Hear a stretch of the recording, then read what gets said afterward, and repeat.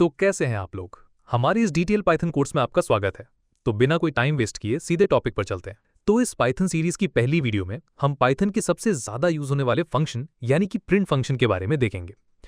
आज की वीडियो में हम देखेंगे कि प्रिंट फंक्शन है क्या, इसका यूज कैसे करना होता है, इसका काम क्या है, इसका सिंटैक्स क्या है और इसकी मदद से हम अपना आउटपुट कैसे प्रिंट करते हैं। अब देखो, प्रिंट फंक्शन पाइथन का एक बिल्ट इन फंक्शन है जो हमें हमारा रिजल्ट या जो भी हम चाहें उसे आउटपुट में डिस्प्ले करने का काम करता है।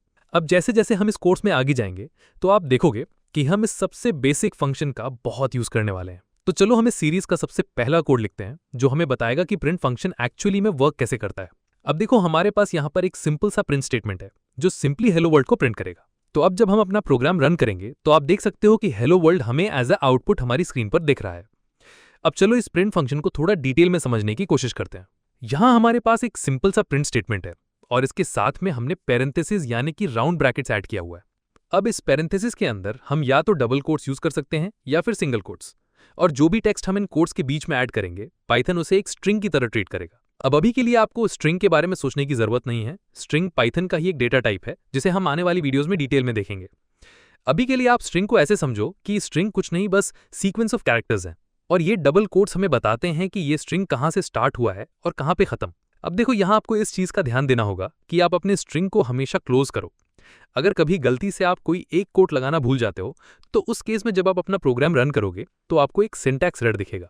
अब ये एरर आपको बताएगा कि आपका स्ट्रिंग अनटर्मिनेटेड है, मतलब इसे क्लोज नहीं किया गया है। तो अब अगर आप एंडिंग कोट्स ऐड करते हो और वापस अपना प्रोग्राम रन करते हो तो इस बार आपको कोई भी एरर देखने को नहीं मिलेगा। अब देखो, ऐसा नहीं है कि आप प्रिंट फंक्शन का यूज करके सिर्फ टेक्स्ट ही प्रिंट कर सकते हो। आप चाहो तो सिंपल कोई भी नंबर इसमें पास कर सकते हो और प्रिंट स्टेटमेंट सिंपली आपको वही नंबर एज एन आउटपुट दे देगा। अब इस प्रिंट स्टेटमेंट के अंदर आप डायरेक्टली कोई मैथमेटिकल इक्वेशन भी पास कर सकते हो। जैसे कि अगर मैं टाइप करता हूं 5 + 5 तो आप देख सकते हो कि आउटपुट में मुझे इनका एडिशन दिखेगा। और ठीक इसी तरह अगर मैं एक नेम वेरिएबल क्रिएट करता हूं और उसकी वैल्यू रॉबिन सेट कर देता हूं, और अब अगर मैं इस वेरिएबल को अपने प्रिंट फंक्शन के अंदर यूज करता हूं तो इस बार मुझे आउटपुट में रॉबिन देखने को मिलेगा। अब अभी के लिए आपको वेरिएबल के बारे में जानने की जरूरत नहीं है क्योंकि नेक्स्ट वीडियो में हम वेरिएबल्स को डिटेल में पढ़ने वाले हैं कि वेरिएबल क्या है, कैसे क्रिएट कर सकते हैं और क्या रूल्स हैं वेरिएबल्स क्रिएट करने के।